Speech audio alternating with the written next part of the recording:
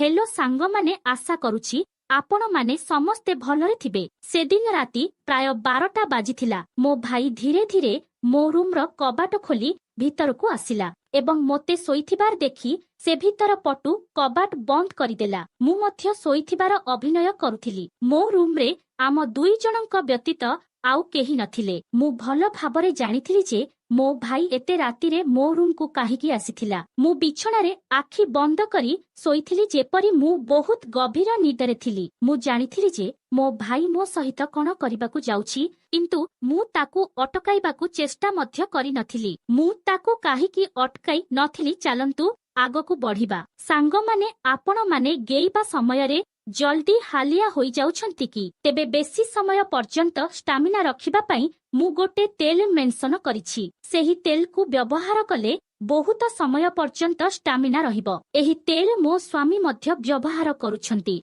तो आपण माने मध्य एही तेल को किनि व्यवहार करंतु। आउ डेरी नकरी चालंतु आगकु बढ़िबा। मो भाई मो पाखकु आसी ता आंगुली साहाଯ୍ୟରେ एपरी कला जहा आपण सुनिले आश्चर्य होइजिबे। नमस्कार बंधुगण, मु 21 वर्ष बयसर थिली एवं मु +3 द्वितीय वर्षर छात्र थिली। सेही समयरे बहुत खरा हेउथिला, तेणु आम कॉलेज रे छुट्टी देइथिले। प्रतिदिन परी आजि मध्य सारा घर सफा करिबा परे मु मो बिछणारे विश्राम नेउथिली। बहुत काम करी मते एते हालिया लागुथिला जे मो शरीर बहुत कठिन थिला भली अनुभव हेउथिला। तेणु मु बिछणारे सोई आराम करिबाकु लागिली एवं हातरे हात घसी हेउथिली। आउ मु मो मुंडकु मालिश करुथिले। सेतेबेले मो भाई भिकी मो स्वर सुनी मो रूम को आसिला आउ पचारिला, कोन हेला दीदी, तुमो देह ठीक अछि कि नाही? सेइठु मु कहिली, मु तुमको कोन कहिबी भाई, मम्मी मो मुंड उपरे समस्त घर काम छाड़ी चली जाए। आउ कॉलेज छुट्टी आरंभ हेबा मात्रे सारा घरर दायित्व मो उपरे आसीगला एवं आम घरर चाकर माने मध्य छुट्टी रे अछंती। मु एही घर काम करी बहुत क्लांत अनुभव करुछि। मो कथा सुनिबा परे मो भाई पाखरे बसी कहिले, मोर प्रिय भौणी, तमे आउ चिंता करनी। मु एबे तुम पई क्षीर गरम करी आणुछि, तुमे पीले आराम अनुभव करिब। सेइठु भिकीर कथा सुनिबा परे मु हसी हसी कहिली, हाँ ठीक अछि, जल्दी आण भाई, मु क्षीर पी किछि समय सोइबी। एहा परे से जल्दी क्षीर नेई फेरी आसिले। तांको देखि मु तांको प्रति बहुत प्रेम अनुभव कली। सतरे सांग माने दुनिया रे बहुत कम भाई अछंती जेउ माने निज भौणी मानंकर एते जत्न नियंती। मु ताकू बहुत आशीर्वाद देली एवं से आनिथिबा क्षीर पीबा आरंभ कली। क्षीर पीबा परे मु ग्लासटी को खटतळ पाखरे रखी सोई पड़िली। भिकी कहिला, दीदी आस, मु तुमर मुंड मालिश करिदेबी आउ तुमे आराम रे सोई परिबो। तापरे से मो मुंड पाखरे बसी तांको हातरे मो मुंड मालिश करिबाकू लागिले। धीरे धीरे मु आराम अनुभव करिबाकू लागिली आउ मोर शरीरर जंत्रणा मध्य कमिबाकू लागिला। सेइठु मु आखि बंद करी सोईबाकू लागिली एवं गभीर निद्रारे सोई गली। मु जानी पारिली नाही जे मु घंटा घंटा धरी सोईछि। किछि घंटा परे मांकर कंठस्वर सुनी मोर आखि खोलीगला। मु जल्दी उठिली। सेतिकी बेळकू मो मुंड भारी भारी लागुथिला। मु घंटा देखिली जेमिति सेतिकी बेळकू राति प्राय 9टा बाजी जाइथिला। मु एते समय पर्यंत सोईथिली बोली आश्चर्य होईगली। आउ मो बापा मध्य तांको ऑफिस रु आसी जाइथिले। हुएत क्लांतता जोगु मु समय मध्य जानी पारिली नाही। तापरे मु सांगे सांगे खटरु उठी 2टी पाद आगकू बढ़िबा मात्रे मोर मुंड बुलेइबाकू लागिला आउ मते सबुआडे अंधाकारमय लागिला। मु सांगे सांगे कांथकू धरी ठिया होईगली एवं किछि समय परे मोते टिकिए भल लागिला। मु जाई फ्रेश होई आसिला बेळकू खाइबा पई समस्ते मोते अपेक्षा करी बसिछंती। तापरे मु जाई चेयर उपरे आराम रे बसिली। मोते देखि मो भाई बिकी मो प्लेट रे खाद्य रखिला एवं तापरे से मो मां को कहिबाकू लागिला जे, मम्मी दीदी को काहीकि बहुत सारा काम करिबाकू कहुछु। दीदी सारा दिन काम करी क्लांत होई जाए। देख से काम करी करी किपरि फीका पड़िगलानी। भाईर कथा सुनी मु बहुत खुशी अनुभव कली आउ मोर अवस्था प्रकृतरे खराब होई जाइथिला। मो मम्मी एवं पापा दुहे काम करुथिले, कारण केवल पापांक चाकिरी रे घर चलाइबा कष्टकर थिला एवं ता उपरे आमर पाठ पढ़ार मध्य खर्च हेउथिला। तेणु मो मां मध्य सेही कंपानी रे काम करुथिले जेउठारे बापा काम करुथिले। बिकी एवं मु पूर्वरु कॉलेज जाउथिलु, किंतु एबे खरा छुट्टी जोगु आमको घरे रहिबाकू पड़ुथिला। मु देखिथिली जे गत किछि दिन हेला बिक्की मो प्रति अधिक आकर्षित होईगलाणी। मोर छुट्टी दिन ठारू से मोर बहुत जत्न नेउछि। जदि मु किछि घर काम करुथिबि तेबे से मोते साहाय्य करबाकू आसी जाए। आउ जदि मु क्लांत होई जाउथिली तेबे से मो मुंडकू मालिश करिदिए। मु मध्य तार एपरि जत्न नेबा देखि बहुत खुशी अनुभव करुथिली। आउ मु मध्य तार आउसिबा द्वारा शांति रे चुपचाप सोई पड़े। किंतु गोटिए रातिरे मो सहित मो भाई जहा कला ताहा मोर होश उड़ाई देला। बिक्की केबे एहा करि परिबो बोली मु विश्वास मध्य करि नथिली। से दिन रातिरे मु मो रूम रे सोईथिली। अधा रातिरे मोते लागिला जेपरि केही मो रूम रे प्रवेश करिसंती। आउ से धीरे धीरे मो बिछଣା पाखकू आसुथिले। जदिओ मु सोईबाकू चेष्टा करुथिली किंतु मोर मन संपूर्ण जाग्रत थिला। मु हठात आखि खोलिली मो कोठरी अंधारे भरी होइथिला। जेतेबेले मु चारि पाखकू चाहिली कोठरी रे केही नथिले किंतु मो रूम रो कबाट टिके खोला थिला। मु सबुबेले सोईबा पूर्वरु कबाट बंद करी सोईथाए किंतु आजी एहा किपरि खोला होई परिबो। निद्राळु आखिरे उठी मु कबाट बंद करी लक पकाई देली। तापरे मु पछकू बुली बिछणारे सोई गली। आखि बंद करिबा मात्रे पुणी थरे काहार चालिबा शब्द सुनिली। जेपरि केही मो बिछଣା पाखरे बसिछि। आउ एपरि लागिला जेपरि केही मो आड़कू हाथ बढ़ाउछि। मु भयरे पछकू बुली गली किंतु सेठारे केही नथिले। मु तुरंत उठी रूम रो लाइट जळाइली। मु कबाट खोली बाहरकू चाहिली किंतु सेठारे मध्य केही नथिले। आजी पूर्वरु एपरि केबे होई नथिला जाहा एबे घटुछि। मोते भयरे शोष करिबाकू लागिला। तेणु मु रूम रो कबाट खोली बाहरकू चलीगली। सेही समयरे भिकी मध्य ता रूम रु बाहरकू आसिला। मोते देखि से पचारिले कौन होईछि दीदी तुमे एपर्यंत सोईना हम। मु किछि उत्तर देली नाही। मु पानी पीबा परे मो रूम को फेरी आसिली एवं भिकी मध्य मो पछे पछे आसिला। आउ कहिला दीदी तुमे भय करिबार आवश्यकता नाही। जदि तुमे भय अनुभव करुछ तेबे मु तुम पाखरे सोईबी। सेइठु मु तांकू मना करिदेली एवं कहिली तुमे तुमर रूम को जाओ एवं सोईपड़। किंतु से जिद धरिबाकू लागिले जे मु तुमको कौनसी परिस्थिति रे एका छाड़ी परिबी नाही बोली कहिला। आउ कहिला तुमे बेड रे सोई पड़ मु सफारे सोई पड़ुछि बोली कहिले। शेषरे मु बिछଣା को जाई सोई पड़िली। से तकिया उठाई सोफारे रखी सेठारे सोई पड़िले। सेही रातिरे मोते लागिला जेपरि केही मो मुंड पाखरे बसी मोते बहुत समय धरी देखुछि। से मो बाळकू आउसिबाकू लागिले आउ मो मुह उपरे तांको हाथ बुलाइले एवं मु आरामरे सोई रहिली। एसबु मोते स्वप्न परि लागुथिला। परदिन सकाळे जेतेबेले मु उठिली मोर मनोभाव बहुत अजब थिला। किंतु जेतेबेले मु मो भाई को देखिली मु आश्चर्य होईगली। धन्यवाद जे मु मो शरीर को कंबल रे घोड़ाई देइथिले। आउ मोर सार्ट रे अपरिष्कार होई बहुत सारा धला दाग बसिथिला। आउ मु खटरू उठिबा बेलकू मोर गोड़ संधि बहुत जोर रे पेन हेउथिला। मु आश्चर्य होईगली जे एमिति आगरु केबे होई नथिला। किंतु मु एहार कारण बुझी पारिली नाही। तापरे मु सबुदिन भली घरर समस्त काम सारी बसिथिली। भिकी तेल धरी मो पाखकू आसिला एवं कहिला दीदी तुमर केसकू खोलो मु तुमर मुंड मालिश करिदेबी। मु तांको कार्यकलाप विषय रे अजब अनुभव करिबाकू लागिली। मु कहिली एहा तुमर काम नुहे। तुमे तुम सांग मानक सहित खेलिब जाओ। मोते मालिश करिबार आवश्यकता नाही।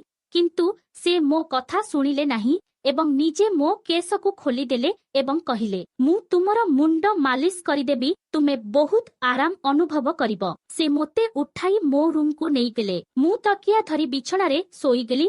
मोर बाळ बिछଣାरू तळकू झुलुथिला। से मो मुंड पाखरे बसी मो केस मालिश करिबाकू लागिले। भिकी मो ठारू 4 वर्ष सान थिला। से मोते कहुथिला जे दीदी तुमे एते सुंदर जे मु तुमको देखिबाकू बहुत इच्छा करे। मु आशा करे जे तुमे सबुबेले एहिपरि हसुथिब एवं मु तुमको बहुत स्नेहादर करिबी। सेइठु से मो केसकू मालिश करुथिला एवं तांको हातरे जादू थिला परि लागुथिला। मोते तांकर मालिश एते शांति लागुथिला जे मो आखिरे निद आसी जाउथिला। आउ तेलर बास्ना मध्य बहुत तीव्र थिला। मु तांकू पचारिली एहा केउ तेल भाई। से कहिले एहा एक बहुत स्वतंत्र तेल। तुमर सुंदर केस जोगु एहा विशेष भाबरे तुम पई तयारी होईछि। तांको कथा बहुत मिठा थिला। जदिओ मु बुझी पारु नथिले जे से केउ स्वररे कथा कहुछंती। जाहा हेउ मालिश समय रे मु गभीर निदरे सोई पड़िली। किछि समय परे जेतेबेले मु आखि खोलिली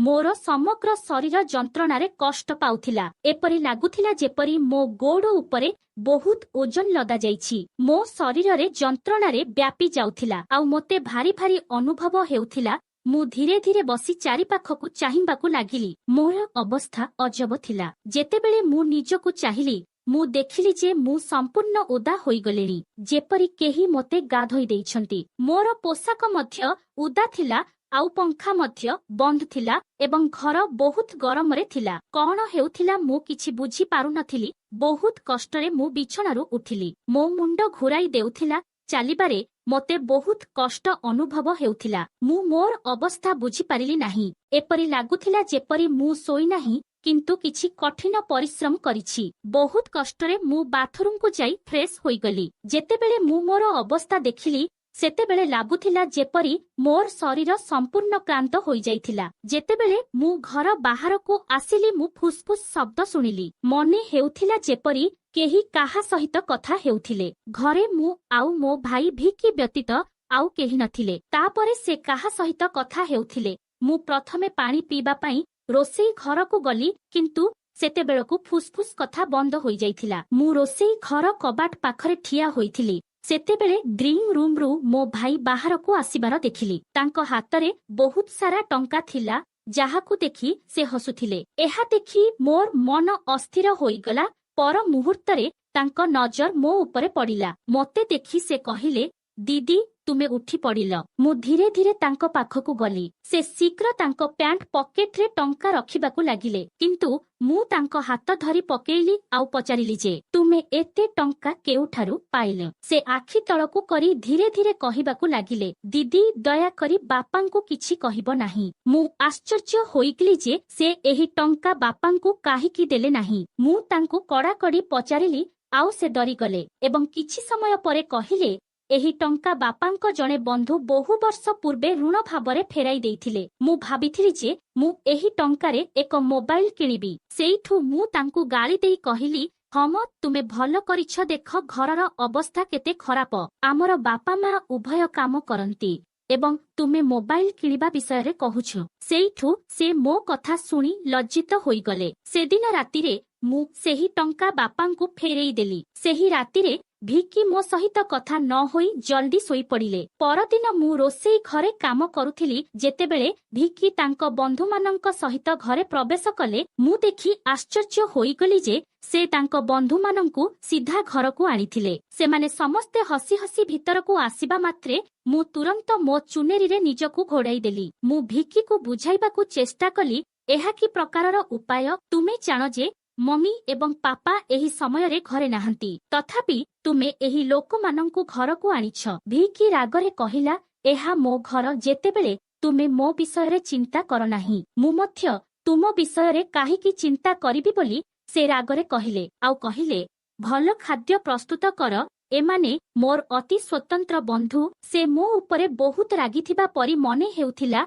किंतु मु कोन करि परिबी। मते खाद्य रांधिबाकु पड़िला। मु तांको बंधु मानंक पई रोसेई करिबा आरंभ कली। तापरे से कहिले जे तुमे निजे खाद्य परिवेषण करिबाकु आसीबो। भिकीर मनोभाव मोते आश्चर्य करुथिला। एते छोट कथारे से एते परिवर्तन किपरि करि परिबे। मु टेबुल उपरे खाद्य रखिली। मु देखिली जे तांको बंधु माने मते बारंबार चाहि रहुथिले। सेमाने समस्ते भिकी ठारू वयस्क देखा जाउथिले एवं मोते एक अजब आखिरे देखुथिले, जेपरि सेमाने मोते गिळी देबे। मु भयभीत होई मो रूम को जाई कबाट बंद करिदेली। सेमाने जिबा मात्रे मु भिकी उपरे जोररे रागी कहिली, तुमर एही बंधु मानंकु एही घर को आउ केबे भी आनिबो नाही। सेइठु भिकी टिके स्नेहर सहित कहिला, दीदी आउ आसीबे नाही, किंतु तुमे ए विषय रे मम्मी एवं पापांकु किछि कहिबो नाही। मु तार व्यवहार देखि विरक्त होइगली। केतेबेले से प्रेम देखाउथिला तो केतेबेले से मोते चिड़ाउथिला। भिकीर कार्यकलाप मोते दिनकु दिन अजब लागिबाकु लागिला। सेदिन मध्य जेतेबेले मु विश्राम पई मो रूम रे सोइथिली, मु हठात मो पाद उपरे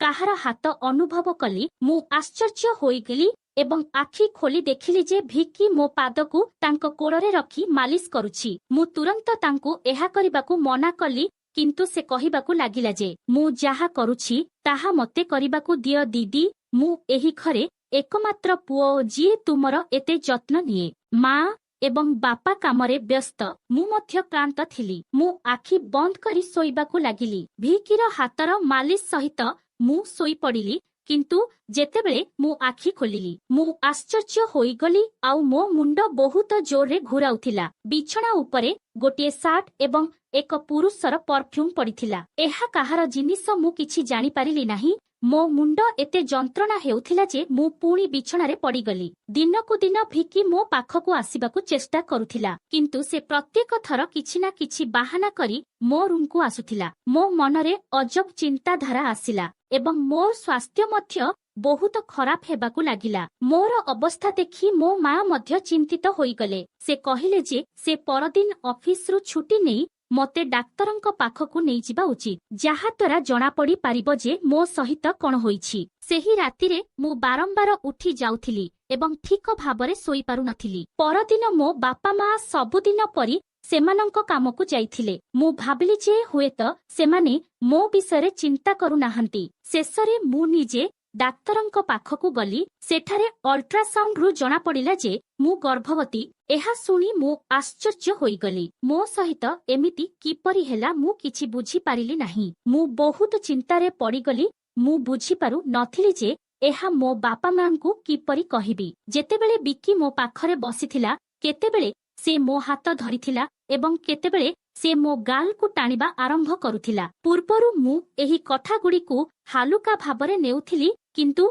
एबे सबु किछि भिन्न देखा जाउथिला। गोटिए दिन मु हॉस्पिटल को जाइथिली एवं गर्भपात करिबा पूर्वरु डाक्तरंकु एही पिलार डीएनए परीक्षा करिबाकु कहिथिली। डाक्तर रिपोर्ट देइथिले एवं जेतेबेले मु एहा देखिली मोर निश्वास बंद होईगला। एहा भिकीर नथिला, किंतु परे प्रश्न उठिला जे एहा काहार। एही रहस्यर समाधान पई मु मो रूम रे एक मोबाइल कैमेरा फिट करिथिली। किछि दिन परे जेतेबेले मो बापा मा घरे नथिले, भिकी पुणी मो पाखकु आसी मो मुंड मालिश करिबाकु लागिले। मु सोइबाकु बहुत चेष्टा कली, किंतु हुएत तेल रे किछि मिसा जाइथिला। मु तेल र गंध पाइबा मात्रे मु बेहोश होईगली। गोटिए घंटा परे जेतेबेले मो चेता फेरिला, मो बापा माँ घर को फेरी आसीथिले। मु तुरंत मो रूम रे लागिथिबा कैमेरा रेकर्डिंग देखिली एवं सत्य बाहरिबा मात्रे मो पाद तळु माटी खसीगला। भिकी तार खराब बंधु मानंकु मो रूम को आनिथिला। आउ सेमाने मो सहित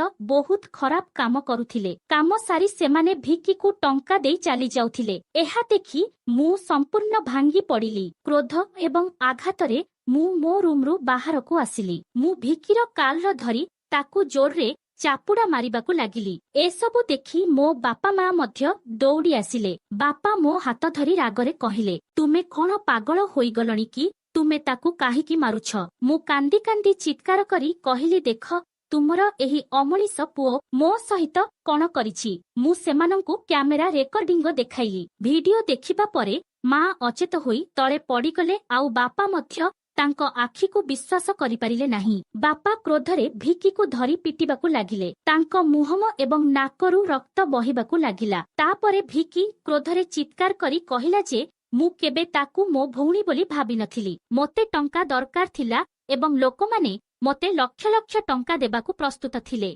मोते मोर आवश्यकता पूरण करिबाकू पड़िला, तेणु मु एही पदक्षेप नेइथिली बोली कहिला। एहा सुनी मु मुंडरे हाथ देई कांदी चालिली। बापा तांकू एते माड़ मारिले जे से रक्ताक्त होईगला, किंतु कौनसी प्रकारे से निजकू मुक्त करी घरु पळाई गले। एहा परे से आउ सेही घर को फेरी नथिले। मो गर्भरे बढ़ुथिबा पिलाटी अवैध थिला। मु ताहाकू गर्भपात कराइली, किंतु भिकी मो सहित खेलिथिबा घृण्य खेल मोर मृत्यु पर्यंत मो मनरु जीव नाही। भाई केवल सीए जिए तुमर निजर एवं तुमको सम्मान करे। कौनसी अजणा पुरुषंक साहाଯ୍ୟରେ तुमर छोट झियो को छाड़ी देबा एक बड़ भूल। कारण एपरी दुष्ट लोक माने सबुबेले कौनसी असहाय झियो को खोजुछंती एवं एक निरीह झियर इज्जत को खेलुछंती।